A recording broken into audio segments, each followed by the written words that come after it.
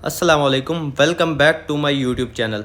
First of all आज हमारा lecture number 4 है और आज हमने क्या देखना है, आज हमने पैटर्न्स के बारे में पढ़ना है। हमारे प्रीवियस जो 3 लेक्चर थे वो कंप्लीट हो चुके हैं, ठीक है, जिसमें हमने प्राइस सेक्शन के 3 टॉपिक पढ़े हैं। फर्स्ट टॉपिक हमने सपोर्ट और रेजिस्टेंस, सेकंड टॉपिक हमने क्या पढ़ा है, आरबीएस और एसबीआर, थर्ड टॉपिक हमने कैंडल कंफर्मेशन पढ़ी थी। आज हमारा फोर्थ टॉपिक है वो भी प्राइस एक्शन का, जिसका हमारा नाम है पैटर्न्स। कि मार्केट में पैटर्न्स किस तरह से वर्क करते हैं, कौन से टाइम फ्रेम में वर्क करते हैं और किस तरह से उनको मार्क किया जाता है, ठीक है। अब ट्रेडिंग की अगर ज़बान में मैं बात करूं तो काफ़ी जो नाम है वो बहुत ही ज़्यादा कॉम्प्लिकेटेड होते हैं, जो आपको बहुत ही ज़्यादा मुश्किल करके बताए जाते हैं। हत्ता कि चीज़ें बहुत ईजी होती हैं लेकिन आपके सामने इस तरह से रखी जाती हैं कि आपको लगे कि ट्रेडिंग एक बहुत मुश्किल फील्ड है, और आप लोग उनसे कहें कि वो ये भी शो करवाते हैं कि हमारा जो कोर्स है, हमारे पास जो नॉलेज है वो एक्स्ट्रा लेवल का है। हालांकि वो इन्हीं आसान चीज़ों के नाम जो हैं वो चैट जीपीटी वगैरह करके वो क्या कर रहे होते हैं, उनको डिफ़िकल्ट बना रहे होते हैं सिर्फ आप लोगों के लिए। मैं हर चीज़ जो समझाता हूँ बिल्कुल सिंपल करके समझाता हूँ। मेरे पास बहुत मुश्किल वर्डिंग है, अगर मैं यूज़ करूँ तो बिगिनर्स के सर के ऊपर से गुजर जाएँ वो बातें, बट उसमें आप लोगों का कोई फ़ायदा नहीं होना, टाइम ज़ाया होना है, इसलिए मैं आपको हर एक चीज़ आसान करके बताता हूँ। चलते हैं टॉपिक की तरफ। उससे पहले आपने क्या करना है, चैनल को सब्सक्राइब कर लेना है, वीडियो को आपने बिल्कुल स्किप नहीं करना और एक लाइक और प्यारा सा कमेंट कर देना है। अच्छा जी, लाइन चार्ट पर सबसे पहले जाते हैं कि हमारे पास पैटर्न्स होते क्या हैं और किस तरह से वर्क करते हैं। हम देखते हैं कि मार्केट मूव करती है, मार्केट कभी भी इस तरह से मूव नहीं करती, ठीक है। मार्केट इस तरह से ऊपर नहीं जाती, कभी भी मार्केट ऐसे नहीं जाती, या इस तरह से मार्केट नीचे नहीं गिरती। मार्केट एक स्ट्रक्चर, एक पैटर्न के साथ ऊपर जाती है, ठीक है, फिर उसी पैटर्न के साथ मार्केट नीचे आती है, ठीक है। मार्केट का अगर हम पैटर्न देखें तो कुछ इस टाइप का मार्केट पैटर्न बना के मूव करती है, कभी भी मार्केट वन साइडेड नहीं जाती, ठीक है। अब दो पैटर्न्स हम ऐसे पढ़ेंगे जो सपोर्ट पे बनते हैं, और दो पैटर्न्स हम वो पढ़ने वाले हैं जो रेजिस्टेंस पे बनते हैं, और उनका टाइम फ्रेम भी पढ़ेंगे और उनकी एक्यूरेसी भी देखेंगे कि कौन से टाइम फ्रेम में वो हमें एक्यूरेट वर्क दे रहे हैं। सबसे पहले मैं मार्क करूंगा रेजिस्टेंस पॉइंट को, ठीक है। इंतहाई सिंपल अल्फाज में आपको समझाऊंगा ताकि आप लोगों को समझ आ जाए। ये हमारे पास एक रेजिस्टेंस का पॉइंट है। अब मार्केट क्या करती है, मार्केट रेजिस्टेंस पर एक पैटर्न बनाती है जिसको हम बोलते हैं एम पैटर्न, ठीक है। एम पैटर्न किस तरह से क्रिएट होता है, अब आप देखें तो मार्केट इस तरह से जाती है ऊपर, ठीक है। रेजिस्टेंस पे जाने के बाद मार्केट एक नीचे आती है, फिर मार्केट ऊपर जाती है और इसको हाई वाले पॉइंट को स्वीप करती है, ठीक है। स्वीप करने के बाद मार्केट नीचे आती है और एक पैटर्न फॉर्म होता है जिसको हम बोलते हैं एम पैटर्न, ठीक है। अब इस एम पैटर्न पर ट्रेड किस तरह से की जाती है, हमारे पास जो होते हैं वो, अब यहाँ पर एक पॉइंट जो है सबसे अहम है, जो कि इस एम पैटर्न की नेक लाइन है। अब ये वाली नेक लाइन है हमारे पास, क्यों, क्योंकि अगर ये लाइन ना हो तो एम पैटर्न हमारे पास फॉर्म ही नहीं हो सकता, तो इस वजह से ये नेक लाइन बहुत इंपॉर्टेंट होती है एम को बनाने में, ठीक है। अब मार्केट ने ये क्रिएट कर दिया, क्रिएट करने के बाद मार्केट क्या करती है, आपने एक चीज़ पीछे पढ़ी होगी जिसका नाम था हमारे पास सपोर्ट बिकम रेजिस्टेंस, ठीक है। ये सेम वैसे ही वर्क करती है। क्या होता है कि ये देखें, ये हमारे पास एक सपोर्ट मानी जाती है, दो कन्फर्मेशन हो जाती हैं। ये हमारे पास एक सपोर्ट मानी जाती है और सपोर्ट के बाद मार्केट क्या करती है, इस लेवल को ब्रेक कर देती है। ब्रेक जैसे ही करती है, अब ये लेवल एक तो हमारे पास रेजिस्टेंस में कन्वर्ट हो गया है, दूसरा ये हमारे पास दूसरी कंफर्मेशन ये है कि पूरा एम पैटर्न फॉर्म हुआ है और एम पैटर्न की नेक लाइन जो है वो ब्रेक हो गई है, मार्केट ने ब्रेक कर दिया ये नेक लाइन। अब ये नेक लाइन जो सपोर्ट का वर्क कर रही थी, अब ये रेजिस्टेंस का वर्क करेगी, ठीक है। फिर मार्केट क्या करती है, इसी नेक लाइन का रीटेस्ट करती है और रीटेस्ट करने के बाद ये कुछ इस तरह का हमारे पास एक पैटर्न क्रिएट हो जाता है, ठीक है। अब ये हमारे पास था एम पैटर्न। अच्छा, उसके बाद मार्केट एक रेजिस्टेंस पे पैटर्न बनाती है जिसको हम बोलते हैं हेड एंड शोल्डर पैटर्न, ठीक है। अब वो किस तरह से फॉर्म होता है, अब एम पैटर्न तो हमने देख लिया, हेड एंड शोल्डर की एग्जांपल मैं इस तरह से लूँगा कि एक इंसान है, उसका एक हेड है यानी एक सर है और उसके दो शोल्डर हैं, ठीक है। अब शोल्डर का जो डिस्टेंस है वो सर से कम है, ठीक है। शोल्डर नीचे है, सर ऊपर होता है इंसान का। अब किस तरह से वो पैटर्न फॉर्म होता है कि मार्केट जाती है, एक शोल्डर लगाती है, ठीक है, शोल्डर लगाने के बाद नीचे आती है, फिर मार्केट एक हेड लगाती है, ठीक है, और हेड लगाने के बाद मार्केट नीचे आती है, फिर मार्केट एक शोल्डर लगाती है, शोल्डर लगाने के बाद मार्केट नीचे आके ये दरमियान में जो हमारे पास नेक लाइन पड़ी हैं, दो नेक लाइन, इनको थर्ड टाइम मार्केट आने के बाद ब्रेक कर देती है, ठीक है। इस तरह से मार्केट इसको ब्रेक कर देती है। अब ये हमारे पास बन जाता है, मैं एक यहाँ पे अगर पॉइंट ऐड कर सकूँ, मेरे पास टूल्स में वो पड़ा होगा ताकि आप लोगों को एग्जैक्ट समझ आ जाए कि बात क्या हो रही है यहाँ पर, ठीक है। तो अगर वो मुझे मिल जाता है तो बहुत ही बेस्ट हो जाएगा। यहाँ पर ये पॉइंट है, एक मिनट, इसको मैं ऐड टू फेवरेट कर लेता हूँ। ओके, अच्छा, यहाँ पर आप देखें ये हमारे पास एक पॉइंट होता है फर्स्ट शोल्डर, ठीक है, सेकंड मार्केट ऊपर हेड लगाती है, ठीक है, थर्ड मार्केट फिर से एक शोल्डर लगा देती है। ओके, अब ये तीन चीज़ें हैं। यहाँ पर आप देखें शोल्डर जो है वो नीचे है, हेड ऊपर है, इससे बोलते हैं हेड एंड शोल्डर पैटर्न। ये जब फॉर्म होता है तो जब इसकी नेक लाइन का ब्रेकआउट होता है तो इसका मतलब होता है कि मार्केट अब गिरने वाली है, ठीक है। टाइम फ्रेम का जिक्र आगे करूंगा मैं, आपने वीडियो को स्किप नहीं करना, ठीक है। इस तरह का पैटर्न फॉर्म होता है और फिर हम उसकी नेक लाइन से सेल की एंट्री प्लान करते हैं। नेक लाइन हमारे पास कौन सी होती है? नेक लाइन हमारे पास ये वाली नेक लाइन होती है, ठीक है। ये भी हमारे पास दूसरी नेक लाइन होती है। अब हमने दो चीज़ें क्या पढ़ी? फर्स्ट हमने रेजिस्टेंस पे एम पैटर्न पढ़ा। एंट्री का उसका सिनेरियो क्या था? एंट्री का सिनेरियो ये था कि नेक लाइन जो उसकी होती है वो हमारा एंट्री पॉइंट होता है। फर्स्ट मार्केट क्या करती है? मार्केट एक हाई लगाती है। एम पैटर्न पे दोबारा वापस आ रहा हूं ताकि आपकी एक बार बात फिर से आपको क्लियर हो जाए, ठीक है। फर्स्ट मार्केट क्या करती है? मार्केट इस तरह का सिनेरियो बनाती है, ऊपर जाती है, फिर मार्केट एक नेक लाइन नीचे लगाती है, फिर मार्केट ऊपर जाती है, फिर मार्केट नीचे आके नेक लाइन को ब्रेक कर देती है। जैसे ही नेक लाइन को मार्केट ब्रेक करेगी, ये हमारे पास नेक लाइन है, ठीक है, इसको ब्रेक करेगी तो हमने इसी नेक लाइन को मार्क कर लेना है, ठीक है। 40 से 50 पिप्स का एरिया हमने मार्क कर लेना है, यानी 4 से $5 का एरिया। अब रीटेस्ट पे हमने अगेन सेल की एंट्री लेनी है और इस पैटर्न के बाद चांसेस होते हैं कि मार्केट ड्रॉप कर जाएगी, ठीक है। अब दूसरा हमने क्या पढ़ा? दूसरा हमने देखा कि हमारे पास एक रेजिस्टेंस पर बनने वाला एक पैटर्न ये होता है, मार्केट एक शोल्डर लगाती है, फिर ऊपर जाती है, फिर हेड लगाती है, हेड लगाने के बाद मार्केट ऊपर जाती है, एक शोल्डर और लगा देती है और लास्ट पे मार्केट इस नेक लाइन को ब्रेक कर देती है जो कि हमारे पास ये पड़ी है, ठीक है। ये नेक लाइन ब्रेक करती है। जब ये हेड एंड शोल्डर पैटर्न बनता है तो मार्केट के चांसेस होते हैं कि मार्केट क्रैश कर जाएगी या ड्रॉप कर जाएगी, ठीक है। ये हमारे पास दो पैटर्न बनते हैं रेजिस्टेंस पॉइंट पे। इनको मार्केट में भी जाके ढूंढेंगे अगर मिल जाते हैं तो। अब सपोर्ट पे कौन से बनते हैं और टाइम फ्रेम इनका क्या होना चाहिए, ये बात डिस्कस कर लेते हैं। अब यहाँ पर देखें, सपोर्ट पर हमारे पास बनता है एक डब्ल्यू पैटर्न। रेजिस्टेंस पर जिस तरह हमारे पास बना एक एम पैटर्न, उसी तरह सपोर्ट पर हमारे पास एक बनता है डब्ल्यू पैटर्न। वो किस तरह से होता है? मार्केट सपोर्ट पे आती है, फिर ऊपर जाती है, ठीक है, फिर नीचे आके मार्केट एक इस तरह का डब्ल्यू पैटर्न फॉर्म कर देती है।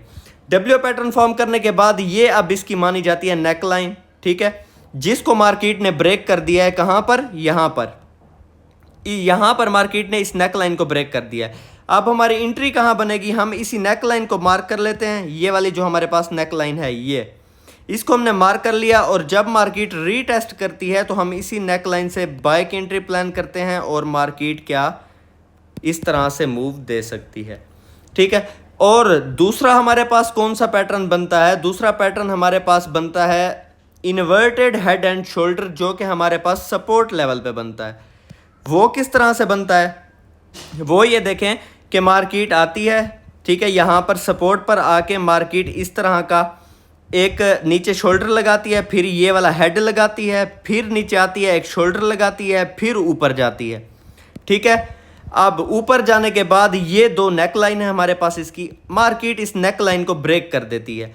जैसे ही मार्केट इस नेक लाइन को ब्रेक करती है तो हम इसकी एंट्री जब रीटेस्ट होता है तो चांसेस होते हैं कि मार्केट ऊपर चली जाएगी, ठीक है। अब कौन से पॉइंट है? ये हमारे पास हेड माना जाता है, मार्केट का हेड पॉइंट ये वाला, और उसके बाद ये हमारे पास दो शोल्डर हैं साइड से, ओके, एक ये और एक ये ठीक है। ये हमारे पास हेड का पॉइंट है फर्स्ट, ठीक है। ये शोल्डर साइड पे इंसान के दो शोल्डर होते हैं और मिड में हेड होता है। तो ये इसी तरह से इन्वर्टेड हेड एंड शोल्डर इसको बोला जाता है। पैटर्न जो रेजिस्टेंस पे बनता है वो होता है हेड एंड शोल्डर।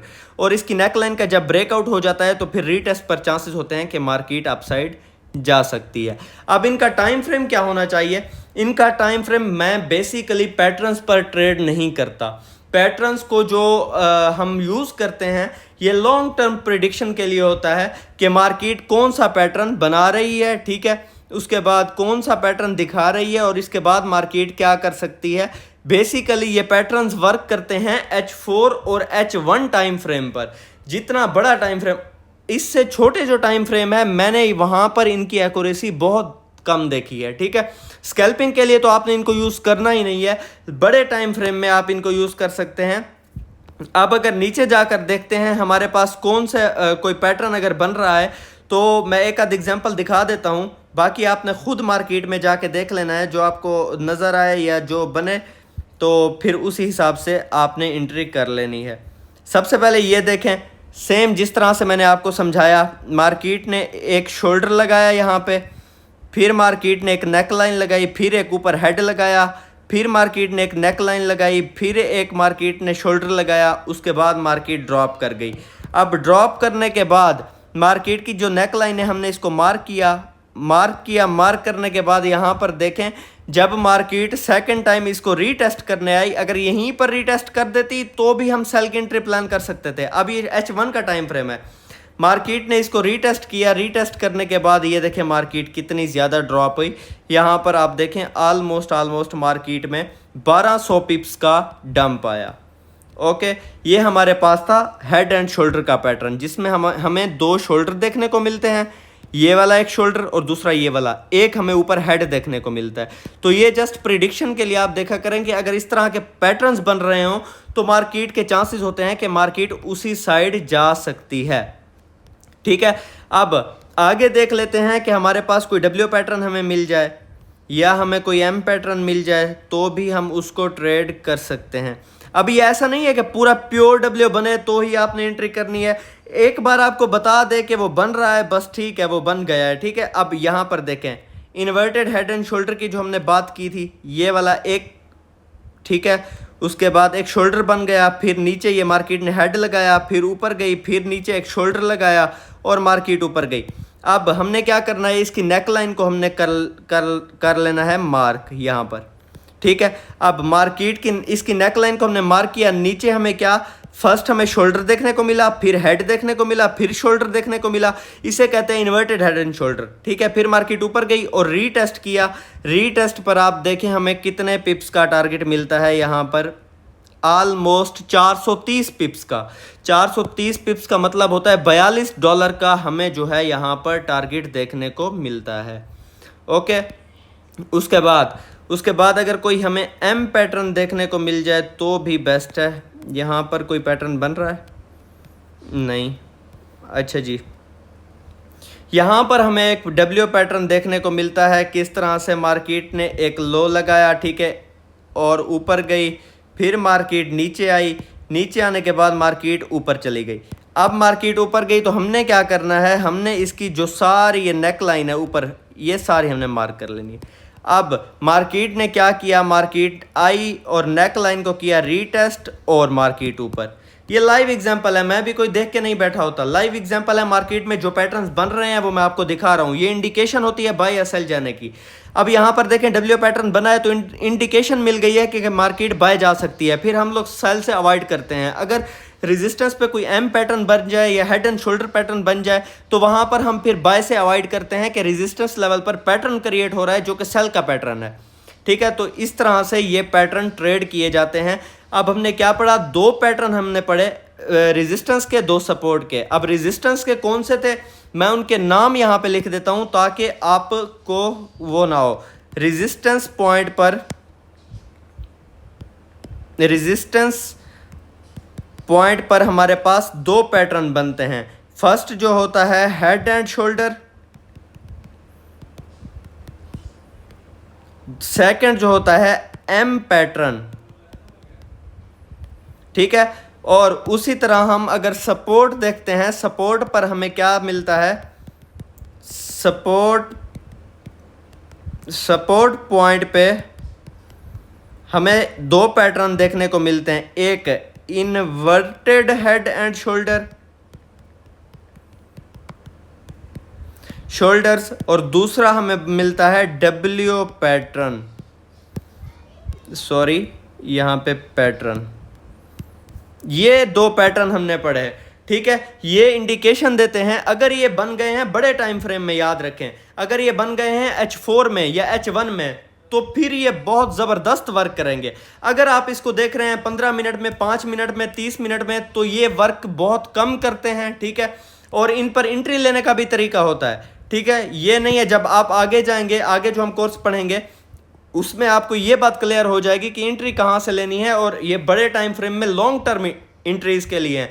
अगर H4 में बन जाए, H1 में बन जाए, ठीक है, प्रॉपर बनने चाहिए। और जो नेक लाइन का ब्रेकआउट होना चाहिए, ब्रेकआउट जिस तरह से आपने पढ़ा है H1 का, अगर आपने नेक लाइन मार्क की है तो ब्रेकआउट में 2 से 3 कैंडल्स ऊपर क्लोज होनी चाहिए। किस तरह से, मैं एक बार फिर आपको पीछे जो अभी हमने देखा है ये वाला, यहाँ पर आप देखें नेक लाइन जब ब्रेक होती है, नेक लाइन के ऊपर एक बुलिश कैंडल क्लोज हुई और नेक लाइन के ऊपर ही 1 2 3 4 5 6 7 कैंडल क्लोज हुई हैं, ठीक है। इसी तरह 7 से 10 कैंडल होनी चाहिए, उसके बाद ये बेस्ट वर्क करते हैं जब इनकी नेक लाइन ब्रेकआउट हो जाता है और उसके बाद मार्केट के चांसेस होते हैं अपसाइड जाने के, ठीक है। उम्मीद है आपको ये लेक्चर समझ आ चुका होगा, दोनों आपको जो वो हैं समझ आ चुके होंगे। चैनल को सब्सक्राइब कर देना है। बाकी अगर आपने अभी तक व्हाट्सएप चैनल ज्वाइन नहीं किया जहां पर डेली की अपडेट दी जाती है, वो भी ज्वाइन कर लें। और उसके साथ अगर आपने पीछे वाले लेक्चर्स नहीं देखे तो उनको भी आप गौर से सुन लें ताकि आपका कोई भी पॉइंट जो है वो मिस ना हो। अकाउंट को फॉलो कर दें, प्यारा सा कमेंट कर दें, ठीक है। और 1000 सब्सक्राइबर करवा दें अपने दोस्तों, जितने भी दोस्त आपके ट्रेडिंग सीखना चाहते हैं